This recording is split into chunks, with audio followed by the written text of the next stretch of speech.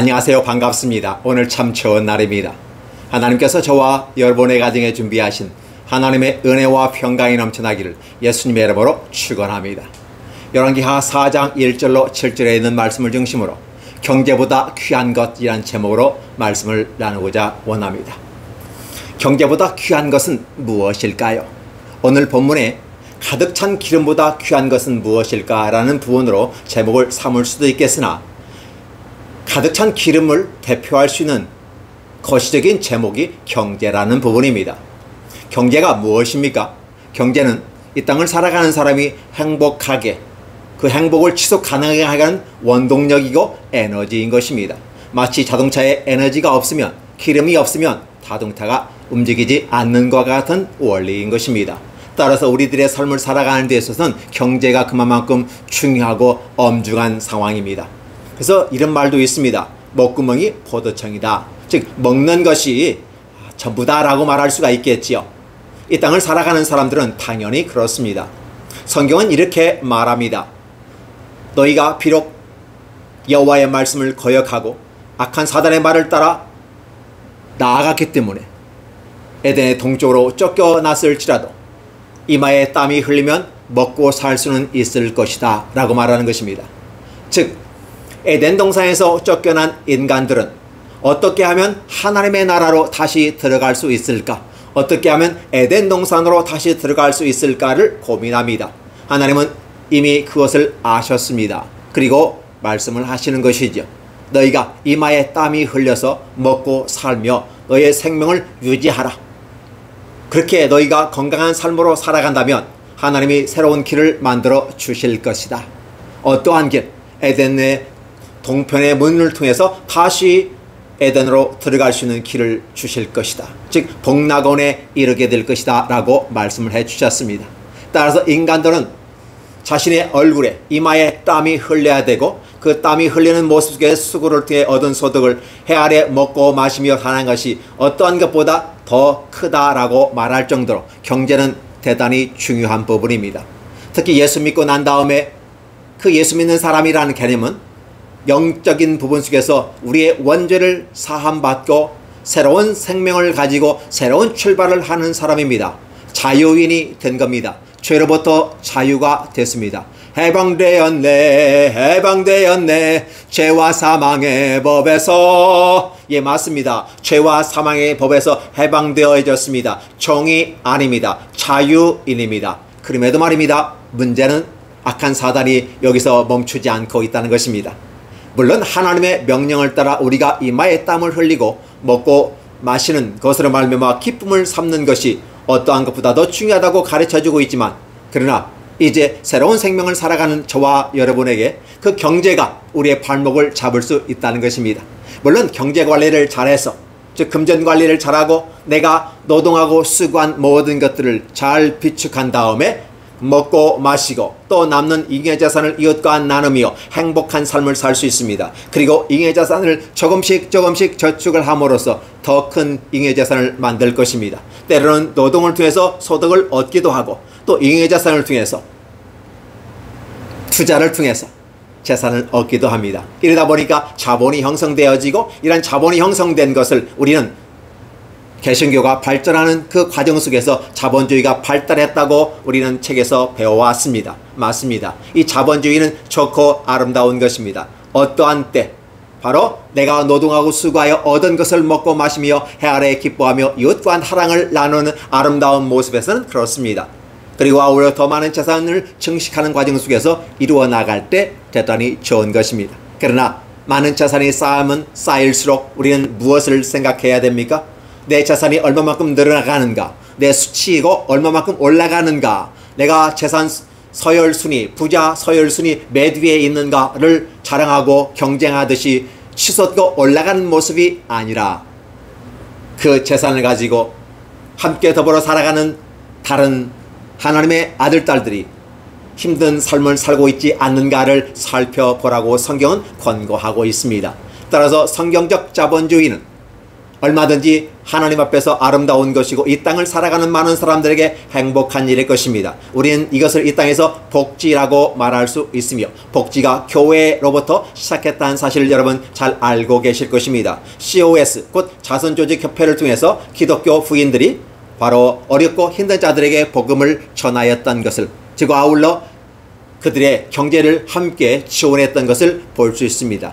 여기에서부터 복지가 시작되었다고 사회복지는 말하고 있습니다. 예, 맞습니다. 이 땅을 살아가는 것은 하나님이 아름다운 기회를 주신 그 기회의 선택 속에서 어떤 선택을 할 것이냐라는 것입니다. 즉 기계처럼 우리를 만들어 놓고 입력된 대로 움직이는 그런 로봇의 인간이 아니라, 인조인간이 아니라 하나님은 인격적으로 하나님과 교제하며 인간의 노력과 수고를 통해서 얼마든지 하나님께 영광을 돌리고 이웃과 더불어 함께하는 하나님의 아름다운 계획에 이를 수 있겠는가를 하나님은 기대하십니다. 이것만 우리가 있다면 얼마나 좋을까요? 그러나 성경에서는 이런 부분들을 얘기합니다. 초창기에 기독교가 확장되어지고 또 로마 치하 속에서 많은 핍박 속에 임하게 됩니다.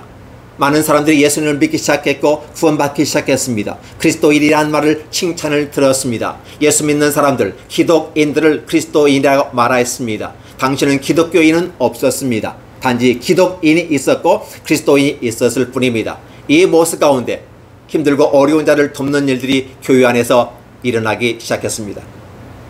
마치 유토피아와 같은 상황이 발생합니다. 자기의 땅을 팔아서, 자기의 돈을 팔아서 약자들에게 나누어 줍니다. 그 약자들에게 나누어 주는 과정을 교회를 통해서 하게 되는 겁니다. 그러니까 그들의 많은 재산들을 교회에 내놓고 교회는 그것을 팔아서 약자를 도움으로 말미암아 서로 간의 필요를 채워 공급하고 있습니다. 이것을 우리는 유토피아라고 말하며 하나님께서 이 땅에 원하시는 하나의 전형적인 모습을 표현하고 있습니다. 어떻습니까? 이 땅에서 바라보는 자본주의가 과연 그렇게 할 수 있을까요? 자본주의는 기독교 가운데서 발생했습니다. 개신교인들이 과거 역사 속에서 재산이 자기의 생존권과 연관되었기 때문에 권력층과 맞서는 하나의 신흥 부자들이 일어나기 시작했고 그들이 자본주의를 형성하게 되는 것입니다. 맞습니다. 하나님께서 주시는 경제관념은 내가 수고하고 얻은 소득으로 말미암아 해 아래 기뻐하고 함께 사랑하는 이들과 함께 나누는 것입니다. 그리고 그 잉여 자산을 통해서 약자를 돌보는 것이 성경적인 경제관념입니다. 한층 더 나아간다면 그 경제가 쌓여지고 잉여 자산이 쌓여졌을 때 이 자산을 쌓고 쌓아서 하나님께 영광을 돌리고 또 나에게 하나님께서 맡기신 이웃들이 없는가, 약자가 없는가를 살피며 그들을 나눠주라고 하는 것이 성경의 가르침임을 다시 한번 강조하면서, 그러나 항상 이렇게 좋은 일만 생기는 건 아니란 사실입니다. 자, 엘리사가 새로운 시대를 열어가고 있습니다. 엘리사는 북이스라엘에 활동했던 선지자 중에 한 사람입니다. 북이스라엘은 어떤 나라였습니까? 하나님을 떠나버렸습니다. 하나님 외에 다른 것을 만들었습니다. 그걸 우리는 우상이라고 말하는 것입니다. 우상 숭배하는 나라, 그걸 또 다른 말로 말하면 정교라고 말하는 것입니다. 그러니까 여호와와 비슷한 똑같은 것, 어떤 건가요? 여호와 대신 금송아지를 섬기고 이것이 너의 하나님이라 라고 말하며 그에게 제사하도록 만든 것입니다. 하나님이 아닙니다. 금송아지에게 제사하는 것입니다. 더 나아가서 이제 종교 안에 바알과 아세라 신, 기타 다른 신들을 다 불러 모으고 그 안에서 어떠한 종교를 선택하든지 너의 자유지만 이제 바알이 가장 큰 것 같으니까 바알 신을 섬겨라는 것이 북이스라엘의 역사였습니다. 그러다 보니까 여호와 하나님에 대한 신앙은 상쇄되어지겠던 것입니다. 언약은 무시되었습니다. 여호와의 제단은 헐어졌습니다. 여호와의 선지자들은 다 잡아 죽이기 시작했습니다. 다 숨어버렸습니다. 이러한 상황에서 여호와의 종교는 피폐되어졌고 하나님을 찾는 길은 없어졌던 것입니다. 이러한 상황 속에서 엘리사의 나타남은 어떤 것을 의미할까요? 하늘에서 하나님의 나라를 이 땅에 실현하는 아름다운 역사를 표현하는 것입니다. 하나님께서는 북이스라엘에 피폐되어진, 물론 그 시대는 문화는 융성했습니다. 아합이 경제활동을 잘해서 무역을 강화함으로 경제가 상당히 부흥했습니다. 문화도 부흥했습니다. 군사적으로 또 외교적으로 상당한 파워의 위치에 있었습니다. 그러니까 이 땅을 살아가는 많은 사람들에게 경제가 문제야, 바보야, 경제가 문제야 라고 어느 언론에서 칼럼의 주제로 얘기하면서 최종적인 문제는 국민이 잘 먹고 잘 사는 것이 최고야 라고 말하면서 교수들이 칼럼을 쓰는 것들을 보았습니다. 이런 모습을 보면서 그렇구나, 이 땅을 살아가는 데는 경제가 중요하긴 중요하지, 그러나 이게 전부가 아니고 이보다 더 중요한 게 있지 않겠니 라는 것이었습니다.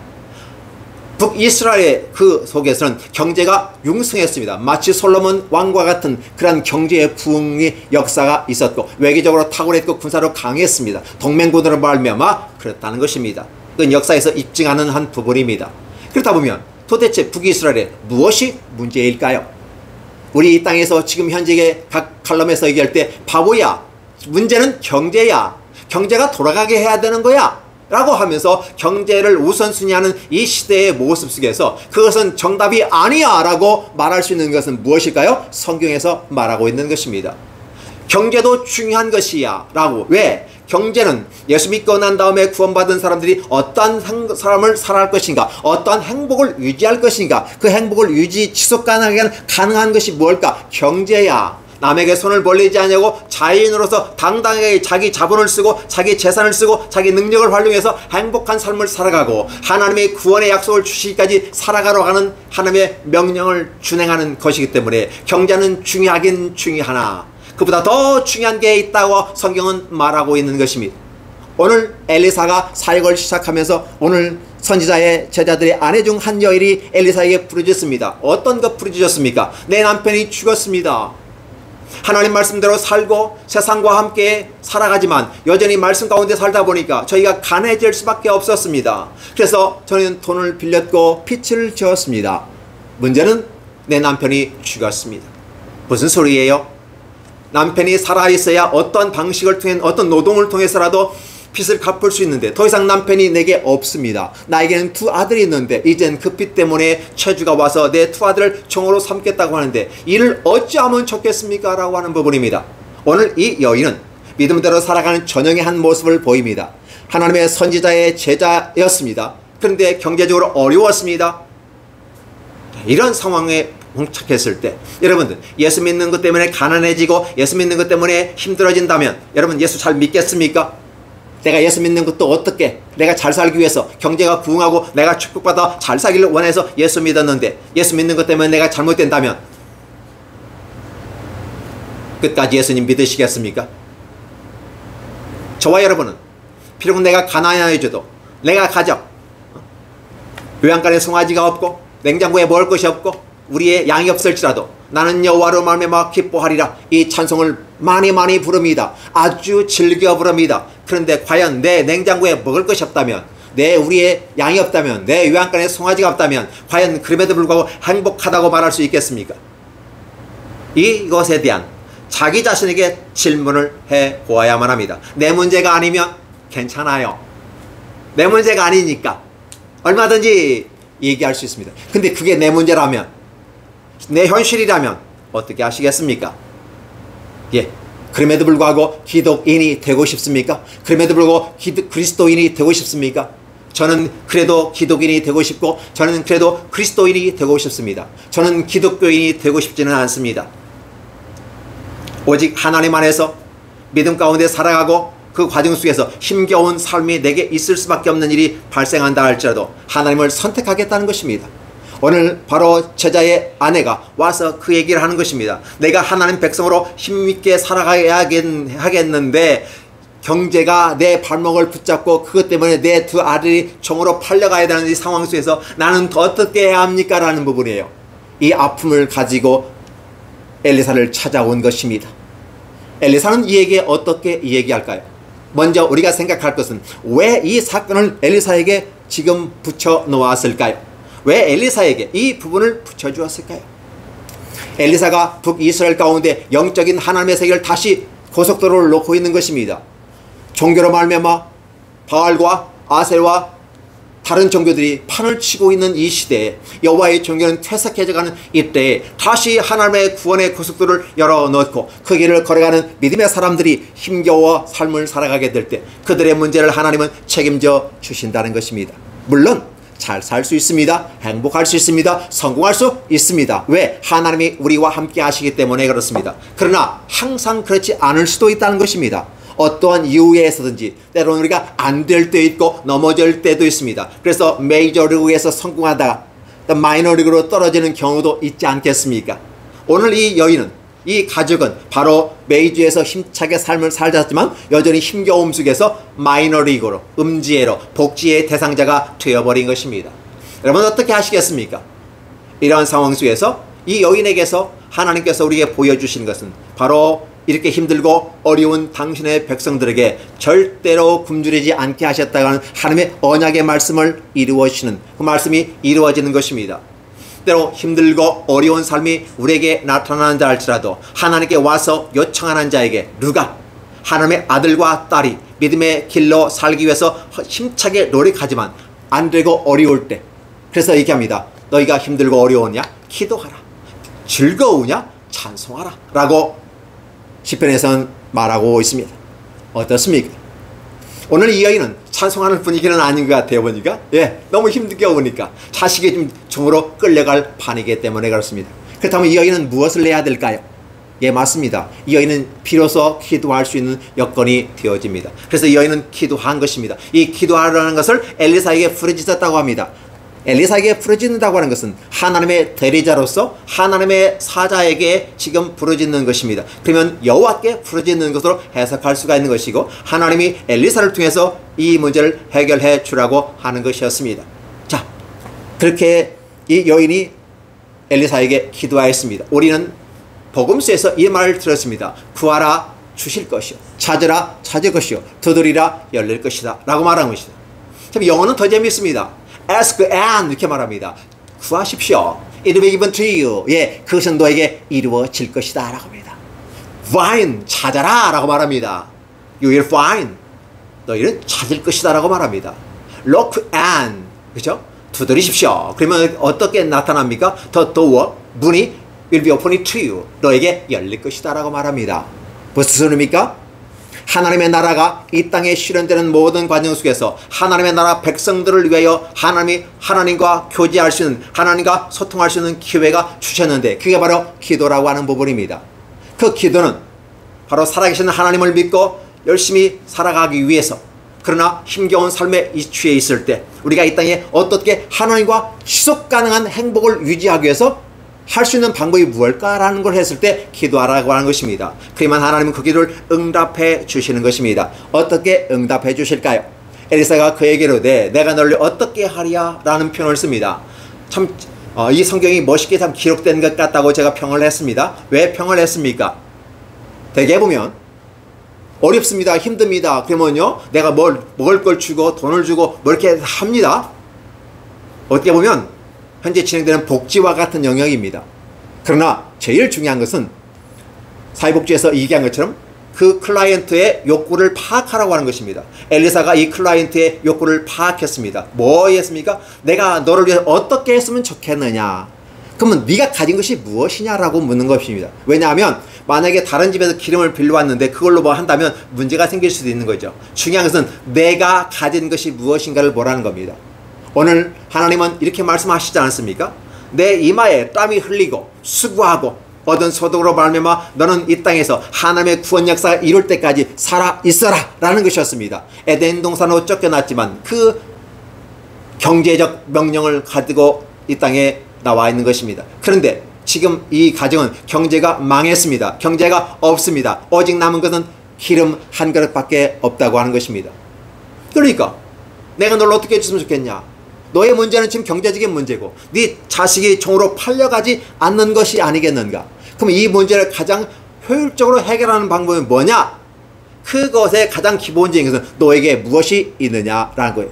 그래서 다시 한번 누리러 생각하게 합니다. 왜 내가 실패하였느냐, 왜 경제에 실패하였고 이러한 상황 속에서 기도할 수밖에 없는 상황에 너는 너의 삶을 이끌었느냐라고 질문하는 것입니다. 그래서 한번 다시 스스로가 자기 자신을 확인하고 되돌아보게 합니다. 물론 이 상황 속에서는 이 말이 어울리지 않는 것 같습니다. 왜요? 다 망했는데 뭘. 그러나 한번 생각해 봐야 하지 않을까요? 다시는 이러한 일이 너에게 있지 않기를 위해서 생각해 보라고 하는 것입니다. 왜? 하나님이 새로운 길을 열어주셨을 때 반복해서 이러한 문제를 가지고 하나님께 기도하지 말라는 것입니다. 오늘 우리들은 때로 이것 주십시오 저것 주십시오 맨날 달라고 합니다. 기도하십시오 그러면 달라는 말과 똑같이 이해합니다. 기도는 나에게 이것 주시고 저것 주시고 저것 주시고 저것 주시고 이것도 다 주십시오 그러면 나는 행복할 겁니다. 이렇게 때로는 종교에서 가르치고 있습니다. 그러나 신앙에서는 그렇게 가르치지 않습니다. 내가 열심히 수고하고 노력해서 안 되고 힘들었을 때 하나님께 기도하라고 하는 것입니다. 그러니까 아무 때나 기도하지 말라는 거예요. 왜? 너의 삶에 수고하고 노력한 것으로 말미암아 얼마든지 네가 행복을 만들어갈 수 있어. 그런데 안 될 때, 믿음으로 해야 할 때 안 된다고 생각할 때 그때 기도하라는 것입니다. 그래서 여인이 기도하는데 문제는 뭐냐면 이 문제 가지고 두 번 다시 내게 이 같은 문제를 가지고 기도하지 않기 위해서 너는 어떻게 깨어있고 준비하고 노력하는 이런 모습이 기독인다는 모습이다 라고 이야기하는 것입니다. 내가 너를 위해서 어떻게 하랴 내 집에 무엇이 있느냐 라고 말하면서 그러면 어쨌든 간에 네가 소유한 것이 뭐냐 기름 한 것밖에 없다라는 걸 통해서 그러면 그것부터 시작하자라는 거예요. 오늘 저와 여러분들에게 하나님께서 왜 나는 가난하게 삽니까? 왜 나는 이렇게 힘겹게 살아갑니까? 나는 내 딴에는 예배 드리고 11조 드리고 이것도 하고 저것도 합니다. 그런데 왜 나는 가난하만 해야 됩니까? 다른 사람은 잘 되는데 저 사람은 잘 되는데 왜 나는 가난해야 됩니까? 이런 질문들을 기독교들이 많이 합니다. 기독교인이 하는 겁니다. 기독교는 이런 질문을 하지 않습니다. 그리스도는 이런 질문을 하지 않습니다. 엘리사는 이렇게 말합니다. 너는 밖에 나가서 모든 유대의 그릇을 빌리라. 빌리되 조금 빌리지 말라. 많이 할 수 있는 최대한 빌려오라. 여기서 여러분의 믿음을 테스트해 보는 것입니다. 하나님의 말씀을 따라 순종하는 자에게는 입을 크게 벌리는데 크게 벌리라는 것입니다. 그게 되고 안 되고 내 능력과 관계없는 거예요.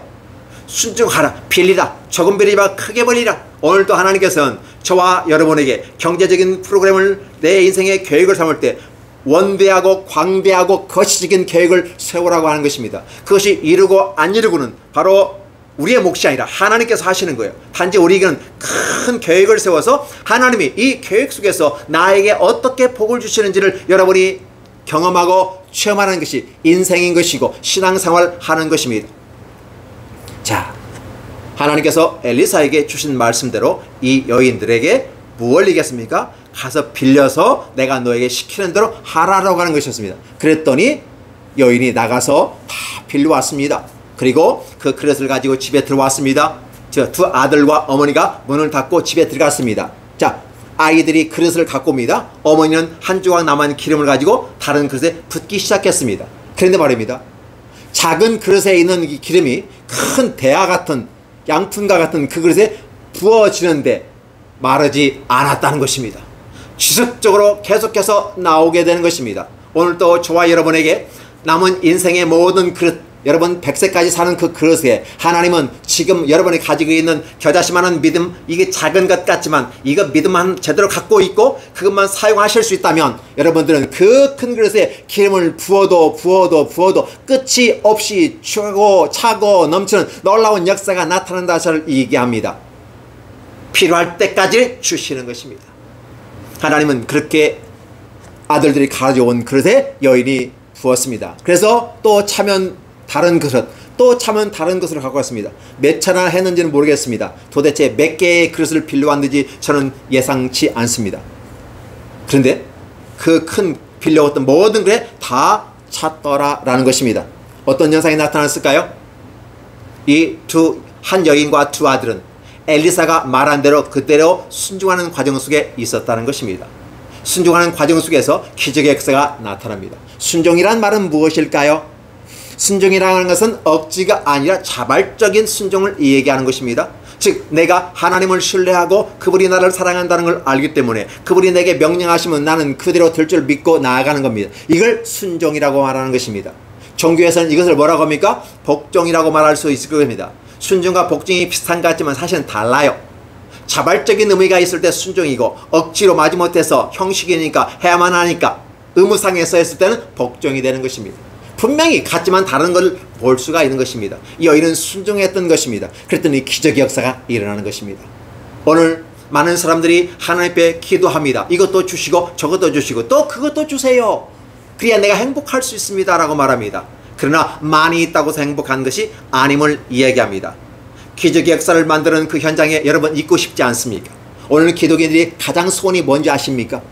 내가 기도한 걸 하나님 앞에서 응답받았다는 사실을 내가 확신을 가지고 믿고 남한테 얘기했으면 좋겠다는 생각입니다. 그런데 막상 하려고 하니까 기도도 하지 않았을 뿐더러 응답이 되지도 않았고, 하지 않았으니까 응답이 안 되는 거고, 자랑하고 싶은데 자랑할 게 없는 거지요. 그러나 건강한 신앙, 건강한 그리스도인들은 자랑할 게 넘친다는 사실입니다. 여러분에게 이게 넘칩니까? 만약에 넘치지 않았다면 다시 한번 여러분의 삶을 돌이켜보시고 신앙을 점검해 보시기 바랍니다. 여인이 몰려가서 두 아들과 함께 문을 닫은 후에 그들은 그를 그에게로 가져오고 그는 부었더니 기적의 역사가 나타난 것입니다. 예, 이 순종이라고 하는 것은 하나님의 아들, 딸들에게 하나님이 주신 하나님의 방식입니다. 그러니까 기적은 나타날 수밖에 없는 것이고 당연히 기도는 응답이라고 하는 결론이 형성된 겁니다. 그런데 말입니다. 기도했는데 응답이 안 돼요? 이거 했는데 응답이 안 돼요? 왜 그럴까요? 안 되는 데는 이유가 있습니다. 그 이유를 찾아야 합니다. 혹시 여러분의 기도의 대상자가 누구입니까? 살아계신 여호와 하나님이십니까? 아니면 여러분이 마음에 원하는 그런 존재에게 기도하십니까? 우상에게 기도해 보십니까? 아니면 내가 기독교란 틀 속에서 어떤 형식적인 거에 의해서 기도하고 계십니까? 내 욕심을 따라 기도합니까? 야고보서는 그렇게 얘기합니다. 너희가 받지 못하면 구하지 아니하며 구하여도 받지 못하면 너희가 욕심으로 구하는 것이다 라는 것입니다. 욕심이라는 개념은 뭘로 바라볼 수 있을까요? 우상과 관계됩니다. 탐욕과 관계됩니다. 그렇기 때문에 응답이 안 된다고 성경은 얘기하고 있습니다. 그럼에도 불구하고 그와 같은 똑같은 방식을 통해서 기도하니까 기도 응답이 안 되는 거죠. 그러면서 뭐라고 합니까? 나도 교회 다녀봤는데 안 돼. 나도 11조 해봤는데 별거 없어. 나도 주일 성수해봤는데 별거 없어 라고 말합니다. 다른 말로 말하면 나는 가짜를 향해서 예배하였고 가짜를 향해서 갔어. 내가 마음에 원하는 신을 찾아갔어 라고 말하는 것과 동일한 것입니다. 나는 우상 숭배했어 라고 말하는 것입니다. 왜 응답이 없을까요? 우상이니까. 왜 응답이 안 될까요? 그는 죽었으니까. 왜 안 될까요? 그는 살아있지 않으니까. 그러니까 다시 한번 점검해 보라는 것입니다. 그래서 여러분이 형식화되어지고 의무화되어진 이런 규례와 율례화되어진 어떤 틀에 매여진 종교생활과 같은 그 틀이 있다면 거기서 벗어나오셔서 살아계신 하나님, 역사하고 유동적이며 역동적인 내재하시는 하나님과 함께 아름다운 교제와 교통과 사랑을 나누시길 바랍니다. 그것을 따로 말하면 뭐 할까 합니까? 남자와 여자가 만날 때 그 은밀한 사랑 속에 함께 교제하는 같은 그런 것. 사랑하는 사람이 뭘 해달라고 하면 마지못해서 해주나요? 억지로 해주나요? 그렇지 않습니다. 사랑하는 사람이 해달라고 하지 않아도 알아서 맛있는 음식도 대접하는 것입니다.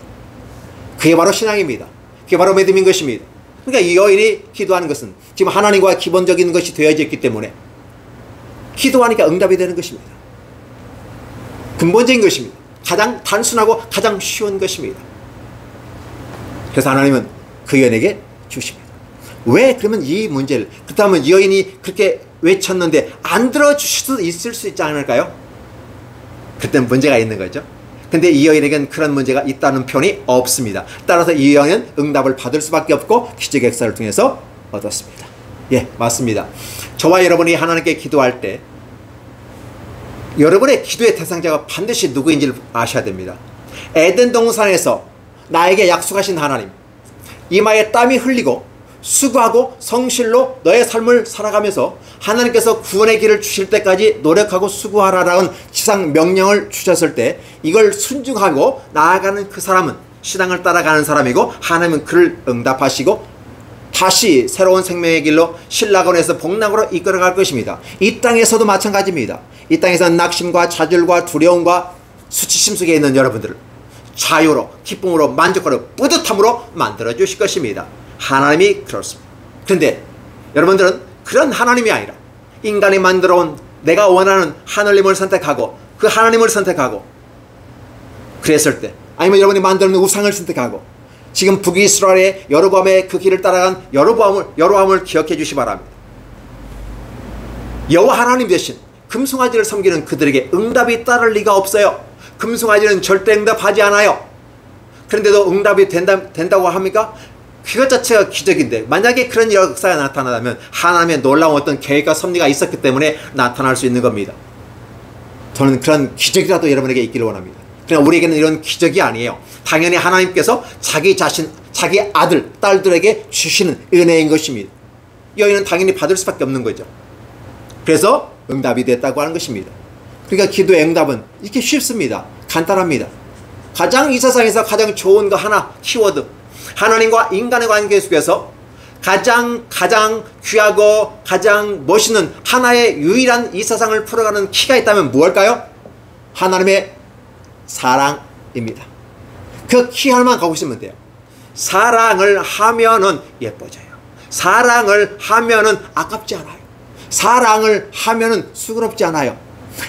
사랑을 하면은 불평하지 않아요. 사랑을 하면은 행복해져요. 오늘 신앙은 바로 그런 것입니다. 이 살아있는 역동하는 여기에서 벗어나서 형식으로 묶여버린다면, 그리고 우리는 종교라는 이름으로 세상은 그렇게 합니다. 솔로몬이 하나님, 여호와 하나님을 섬겼습니다. 하나님과 함께 할 때는 하나님이 그와 함께 하셨습니다. 엄청난 축복을 그에게 주셨던 것을 저와 여러분은 이미 알고 있습니다. 그런데 솔로몬이 하나님을 떠났을 때, 그 하나님을 떠났다는 건 불신자가 됐다는 개념이 아니라 그는 다른 신들도 함께 섬겼다라는 것입니다. 그 종교 속에 그가 들어, 신앙이라고 하는 그 부분 속에서 눈에는 잘 안 보이지만 그의 모습 속에서 신앙이 종교화되어져 버리는 것입니다. 즉 여호와 하나님도 섬기고 다른 신도 섬깁니다. 자기가 사랑하는 여인의 신을 더 섬기겠죠. 왜? 내가 사랑하는 여인이 섬기는 신이니까. 그렇게 갔다는 겁니다. 완벽하게 이 솔로몬이 하나님을 완벽히 따랐다는 개념도 있지만, 그럼 이 종교에 들어감으로써 섬기는 하나님에게 더 멀어지게 되는 것입니다. 그러니까 솔로몬은 50보로 떨어 밀려 나아가는 것이죠.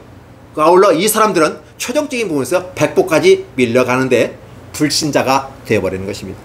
이 종교와 불신자 속에서 어느 정도에 있는지는 헤아릴 수는 없겠으나 하나님부터 떨어졌다는 사실은 성경이 분명하게 이야기하는 것이고, 그렇게 떨어져간 민족이 어떤 민족이다? 북이스라엘이다. 그럼 그 북이스라엘 가운데서 엘리사가 나타나서 새로운 구원의 길을 열어가는 것이고, 생명의 길을 열어가는 것이고, 하나님 백성은 그 와중 속에서 어떠한 삶을 살 것인가를 보여주는 것입니다. 어두운 흑암 가운데서 한 줄기의 빛을 지금 비춰주고 있는데, 이 여인의 가정에 바로 엘리사를 통해서 빛을 비춰주고 계시는 것입니다. 경제의 문제를 해결해주는 빛을 비춰주는 것입니다. 이 문제가 해결되니까 이 여인이 행복해집니다. 맞습니다. 드디어 이 여인은 찬양할 수가 있습니다. 아까는 힘들고 어려워서 기도하였습니다. 성경의 말씀대로 이 여인은 찬양합니다. 그래서 다 찬지라 여인이 아들들에게 이르되 다른 것을 가져오라 하고 다 쳤는데, 여인이 하나님의 사람에게 나아가 말하니, 이 말이 무엇일까요? 하나님의 사람에게 나아간다고 하는 것은 여호와께 나가서 그분을 찬양하는 것입니다. 이웃에게 나아가서 하나님이 내게 이렇게 복을 주셨습니다라고 말하는 것입니다. 그것이 마치 거짓말같이 느껴질지라도 나는 그런 체험을 했습니다 라고 고백하는 것입니다. 내가 이와 같은 복을 받았는데 너도 나와 같이 복을 받았으면 좋겠어 라고 말하는 것이 전도인 것이고 아름다운 것입니다. 이 모습을 보며 저들이 부러워하고 주님의 교회로, 하나님의 전도로 몰려오는 것입니다. 이게 아름다운 개신교인 것입니다. 그러나 세상에서 말하는 개신교는, 욕하는 개신교는 어떠한 모습일까요? 이러한 모습이 아닌 다른 모습을 가진 모습들, 자기 아들에게 교회를 물려주기 위해서 이 시대가 원하지 않는, 이 시대 정신이 원하지 않는데도 문제없다고, 왜 내 자신을, 내 재산을 물려주니까, 그러면서 이 시대 정신을 무너뜨려버리고 각 사람들의 마음의 소원을 무너뜨려버리는 것입니다. 자신의 욕심이, 욕망이 앞서가게 될 때 하나님의 주신 이 아름다운 교회가 빛을 잃어버리게 되는 것입니다. 바로 북이스라엘과 같은 모습으로 자리 잡게 되는 것입니다. 그러나 나의 욕심도 있자 할지라도 그 욕심이 어느 정도까지는 인정이 되겠으나 내려놓아야 됩니다. 시대정신이 그런 시대입니다. 그러면 그에 맞춰가야 됩니다. 교회가 이 시대정신에 맞춰가야만 합니다. 그런데 이 시대정신이 어떻게 흘러갑니까? 성경에 따라서, 양심에 따라서 흘러가야만 하는 것입니다. 자, 이 여인이 하나님께 나와서 이런 모습들 너무 멋있지 않습니까? 자, 진정한 기독인, 진정한 그리스도인은 어떤 삶을 삽니까? 하나님이 나의 삶에 이렇게 내게 개입해 주시고 내게 응답해 주셨습니다. 물론 나는 힘써 열심히 살았지만 힘들고 어려웠습니다. 그때 하나님이 내게 응답하여 주셨고 나로 하여금 다시 살 길을 열어주셨습니다. 할렐루야. 나는 이런 하나님을 찬양합니다라고 나아가는 것이 기독인이고 그리스도인인 것입니다. 이 시대 한국교회에게 필요한 것은 바로 이러한 여인과 같은 신앙과 이 가정과 같은 축복을 받는 것입니다. 그래서 북이스라엘에 바로 이 한 여인의 가정이 샘플로 길이 열려지는 것처럼 다른 여인과 다른 가정들도 이 놀라운 복을 받아 누린다는 사실을 이야기하는 것이고, 엘리사와 함께 나아가는 아름다운 영원한 어둠을 비춘 빛으로서 이 땅의 소금과 빛의 역할을 감당해 나아가야만 합니다. 자, 이 땅에 사는 기독교인들은 어떻게 할까요? 이렇게 말합니다. 기름을 팔아 빛을 갚아라. 여러분, 빛을 가십시오. 예수 믿는 사람이 빛을 갚아야 됩니다. 예수 믿는 사람은 기초 질서부터 잘 지켜야 됩니다. 이 땅의 규칙과 규칙을 잘 지켜야 됩니다. 왜 그렇습니까? 내 규칙을 지키기 위해서 남의 규칙도 지켜주는 겁니다. 이게 기본적인 것입니다. 기초적인 것입니다. 그래서 기름을 팔아서 빛을 갚는 것은 당연한 것입니다. 빛을 갚고, 그러면 중요한 것은 갚은 다음에 내가 자유가 되는 것이죠. 빛이 있을 땐 자유가 아니니까. 남은 것으로 너와 내 두 아들이 생활하라 하였더라. 예, 맞습니다. 이 아이들이 아직은 어립니다. 그래서 이 여인이 당시에 사회생활을 할 수 있는 여건도 되지 않았기 때문에 당장 먹고 살며 생명 유지하고 행복을 지속적으로 할 수 있는 복지적 차원에서 생활을 지원하는 것입니다. 이 아이들이 나중에 장성하게 되면 이 두 아들이 또 경제를 책임질 것이고, 이제 더 이상 하나님께 이런 문제 가지고 기도하지 않을 것입니다. 오늘 저와 여러분에게 한 가지 말씀드리고 싶은 것은, 여러분의 기도가 계속 반복됩니까? 문제는 그 기도가 경제적인 문제이고 건강적인 문제이고 여러 가지 문제, 당면한 문제일 것입니다. 그런데 그 문제가 반복되지 않도록 하나님 해달라고 기도해 주셔야 됩니다. 내가 성실하지 못하고 내가 근면하지 못하고 내가 열심히 노력해서 했음에도 불구하고 어렵다면 당연하게 당당하게 요구할 것입니다. 그래서 우리는 대한민국에 살면서 우리는 수권자로서 복지 혜택을 국가에 요구할 수 있습니다. 왜 요구할 수 있을까요? 대한민국 국민이니까. 대한민국 국민은 다 복지의 대상입니다. 그러나 복지의 대상이라 할지라도 돈 많은 사람들은 요구하지 않아요. 왜? 국가에 주는 건 작은 부분이기 때문에. 내가 얼마든지 먹고 살면 되는데 국가의 복지 대상 신청할 수가 필요 없어요. 그러나 하다가 안 됐을 때는 신청하시는 것입니다. 수권자로서 요구하는 것도 정당한 권리인 것입니다. 따라서 하나님께서는 요청하라. 두려워하지 말라. 비겁하다고 생각하지 말라. 하나님께 기도하는 것은 당연한 것이다 라고 이야기하기 때문에 여러분, 하나님께 기도하시면서 여러분의 문제를 풀어가시고 행복한 삶을 사시기를 예수님의 이름으로 축원합니다. 오늘 이 성경 본문에서 바로 경제보다 귀한 것은 무엇일까요? 바로 믿음이고 신앙이라고 하는 부분이에요. 하나님 앞에서 나아가게 될 때 당연히 기도는 응답이 될 수밖에 없고, 그 기도 응답으로 말미암아 우리의 삶은 찬양으로 간증으로 표현될 수밖에 없다는 사실을 기억하시면서, 때로 힘들게 어렵게 삶을 살다가 때로는 마이너리그에 떨어진다 할지라도 두려워하거나 낙심하지 마십시오. 왜? 우리 하나님은 가난한 자를 살피시고 하나님을 찾는 자를 찾아주십니다. 그래서 응답해 주시는 사실을 기억하시면서, 혹여 지금 상황이 경제적으로 어렵습니까? 아니면 건강상에 어렵습니까? 육체적인 것과 정신적인 어려움이 있습니까? 또 이 사회 차별이라고 한 어려운 부분 속에서 마음의 심리적을 통해 스트레스를 받고 있습니까? 어떤 것이 여러분 앞에 봉착했다 할지라도 여러분이 하나님 백성이라고 생각한다면, 여러분이 하나님의 아들과 딸이라고 생각한다면 기도하십시오. 그분은 반드시 응답하실 것입니다. 여러분이 하나님 편에 서 있을 때 하나님은 여러분을 자녀와 즉 아들과 딸 삼으셨기 때문에 반드시 응답하십니다. 만약에 응답하지 않으면 그분은 죽은 하나님입니다. 그렇다 보면 여러분의 하나님이 여러분을 응답하시기 때문에 여러분 하나님과 좋은 관계를 맺되, 만약에 여러분의 하나님이 응답하시지 않는다면 다시 한번 점검해 보십시오.